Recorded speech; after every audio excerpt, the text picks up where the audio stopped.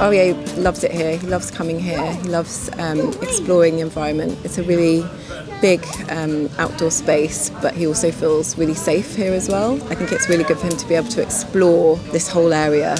He's really, really happy here. We've brought them a few times and they really enjoy it because they can just get to play and be free. And Mustafa really enjoys it. Likes getting messy, which he's not really allowed too much at home. So it's good. It's a good environment. Yeah, he loves being outdoors. He's always sort of quite liked anyway, running up to flowers and things like that. So coming here is amazing because the outdoor space is absolutely massive. So he gets to come and run around all day, and you have different areas in the outdoor space. You can have things you can climb on. So there's lots of engagement and lots of things you can do, and without just feeling like you're stuck in a room all day.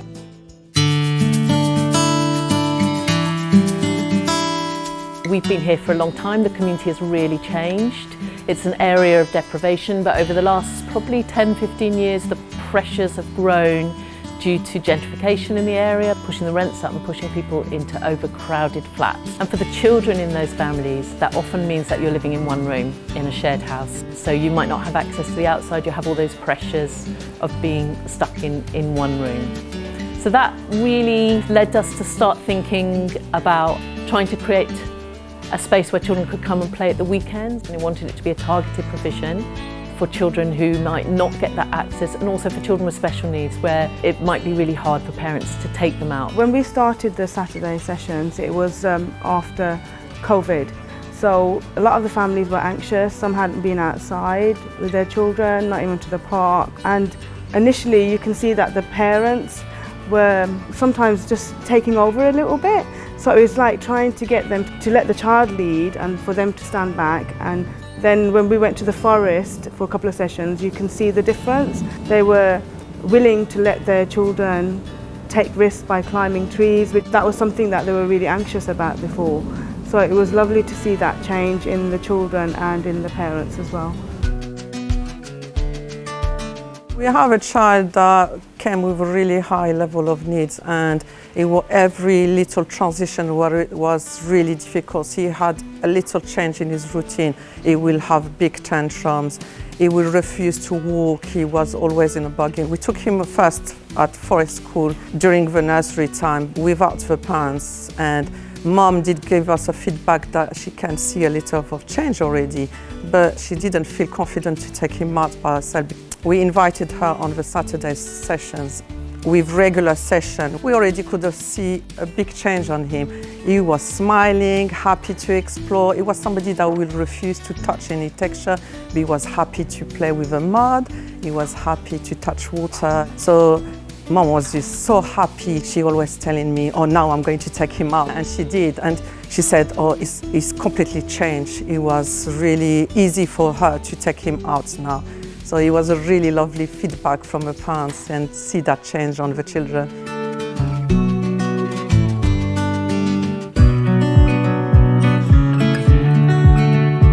I did the Froebel educator training for a year, and it really keyed into our philosophy already, but strengthened it really.